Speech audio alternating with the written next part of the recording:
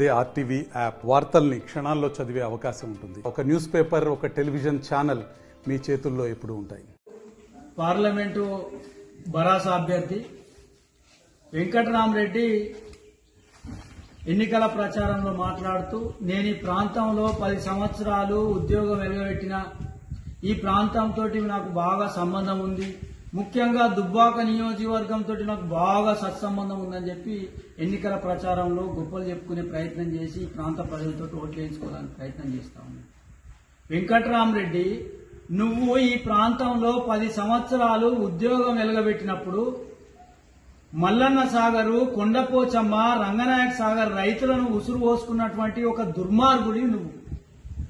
ఈ రోజు TRS party Medak parliament అభ్యర్థిగా బీఫామ్ తీసుకొని సిద్దిపేట జిల్లాలోని అధికారులందరినీ కూడా ఈరోజు మద్యానికి, డబ్బుకు ప్రలోభపెట్టి వాళ్ళ జీవితాలు నాశనం చేస్తున్నటువంటి ఘనమైన నాయకుని నువ్వు. మొన్నటికి మొన్న సిద్దిపేట రెడ్డి సంఘంలో ఫీల్డ్ అసిస్టెంట్ ఇంకా ఇతరత్ర ఉద్యోగులతోటి మీటింగ్ ఏర్పాటు చేసి వాళ్లను మభ్యపెట్టి వాళ్లకు డబ్బులు ఆశ చూపి, మద్యం ఆశ చూపి, మళ్లీ వాళ్ళ వీడియోలు రికార్డు చేసి మళ్లీ వాళ్ళనే పోలీసు వాళ్లకు, ఎలక్షన్ ఆఫీసర్లకు ఫోన్ చేసి వాళ్ళని పట్టించి ఈరోజు వాళ్ళ ఉద్యోగాలు పోవడానికి కారకుడైనోడు వెంకటరామరెడ్డి. మళ్ళా ఆయనే సానుభూతి పొందడానికి వగలేడి పెడతా ఉన్నాడు. అయ్యో పాపము, వాళ్ళని ఇట్లా చేస్తారా, అట్లా చేస్తారా, ఉద్యోగాలు తీసేస్తారా.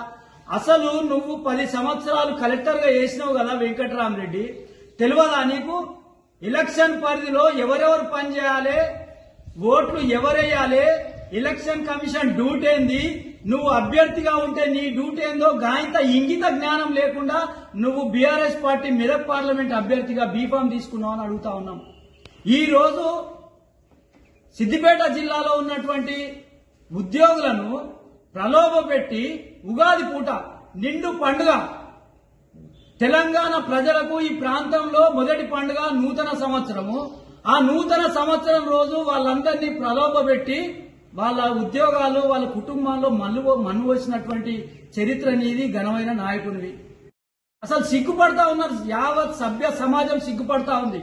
ఒక 10 సంవత్సరాలు కలెక్టర్ గా పనిచేసినటువంటి వ్యక్తి ఈ రోజు ఉద్యోగులను ప్రలోభపెట్టి వాళ్ళ జీవితాలు నాశనం చేసినటువంటి చరిత్ర కలిగిన వ్యక్తి. ఇలాంటి వ్యక్తికి బీఆర్ఎస్ పార్టీ బీఫామ్ ఎట్లిచ్చిందని చెప్పి యావత్ సమాజం కూడా సిగ్గుపడుతున్నటువంటి పరిస్థితి. ఇక ఈ రోజు నిన్నటికి నిన్న వెంకటరామరెడ్డి అనుచరులతోటే ఈ రోజు ఫోన్ ట్యాపింగ్, డబ్బులు ఆయన పుష్ప కన్స్ట్రక్షన్ నుంచే డబ్బులు బయటకెళ్లినాయని చెప్పి వార్తలు వచ్చినటువంటి పరిస్థితి. రాధాకిషన్ రావు రిమాండ్ రిపోర్ట్ లో వెంకటరామరెడ్డి పేరు ప్రస్తావించి, వెంకటరామరెడ్డి కూడా 2023 శాసనసభ ఎన్నికల్లో ఆయన పుష్ప కన్స్ట్రక్షన్ నుంచే డబ్బులు పంపిణీ జరిగాయని చెప్పి ఈ రోజు వార్తలు ఈనాడు పేపర్లో కుంకాలుగా వార్తలు వస్తున్నటువంటి పరిస్థితి.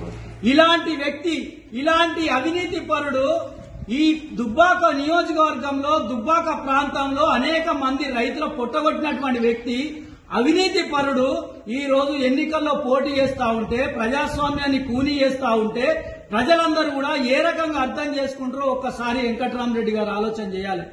ఈ రోజు నేను నీతి పరుణ్ణి, నిజాయితీ పరుణ్ణి, 100 కోట్లతోటి ట్రస్ట్ ఏర్పాటు చేస్తా, దుబ్బాక నియోజకవర్గంలో ఉండబడే నిరుద్యోగులకు ఉద్యోగ అవకాశాలు కల్పిస్తా అన్నటువంటి వ్యక్తివి నువ్వు 10 సంవత్సరాలు సిద్దిపేట జిల్లా కలెక్టర్ గా వెలువబెట్టినప్పుడు ఏ రోజన్నా ఒక నిరుద్యోగిని పట్టించుకున్నటువంటి దాఖలాలు ఉన్నాయో ఒక్కసారి వెంకటరామరెడ్డి గారు ఆలోచన చేయాలి.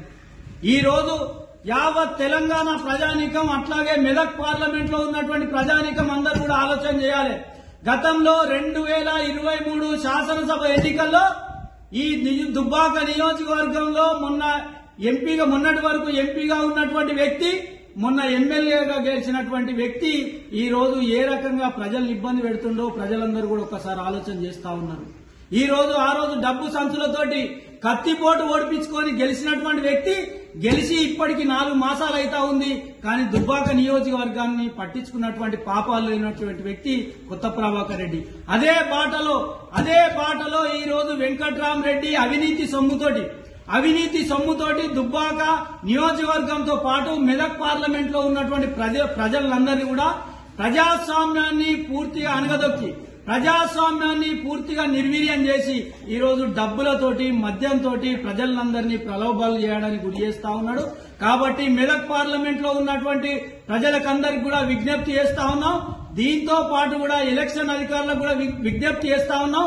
వెంకట్రామరెడ్డిని ఎన్నికల్లో పోటీ చేయకుండా నిరోధించాలని చెప్పి ఎన్నికల అధికారులకు కూడా విజ్ఞప్తి చేస్తా ఉన్నాం. ప్రజలకు కూడా విజ్ఞప్తి చేస్తా ఉన్నాం. 10 సంవత్సరాలు ఈ ప్రాంతాన్ని పీడించి అనేక రకాల అవినీతి అక్రమాలకు పాల్పడి దొర కాళ్ల దగ్గర జీతం చేసినట్టు వ్యక్తిని మనం ఎంపీ అభ్యర్థిగా ఎన్నుకుంటే మన జీవితం శూన్యమైపోతుంది, మన బతుకులు ఆగమైపోతాయి. గత 4 మాసాల కింద కొత్త ప్రభాకర్ రెడ్డిని గెలిపించి మనం ఏ రకంగా ఇబ్బందులు పడుతున్నామో ఈ రోజు వెంకట్రామరెడ్డి కనుక ఓటేస్తే మన బతుకులన్నీ అంధకారంలోకి పోయేటువంటి ప్రమాదం ఉంటది. కాబట్టి మెదక్ పార్లమెంట్ లో ఉన్నటువంటి ప్రజలందరూ కూడా ఆలోచన చేయాలి. వెంకట్రామరెడ్డిని ఎన్నికల అధికారులు అవినీతి పరుణ్ణి ఈ రోజు ఎన్నికల నుంచి బహిష్కరించాలని చెప్పి కూడా ఈ సందర్భంగా డిమాండ్ చేస్తా ఉన్నాం. మరిన్ని వీడియోస్ కోసం ఛానల్ ని సబ్స్క్రైబ్ చేయండి. లేటెస్ట్ అప్డేట్స్ కోసం వాట్సాప్ ఛానల్ ని ఫాలో చేయండి. అండ్ లింక్ డిస్క్రిప్షన్ లో ఉంది.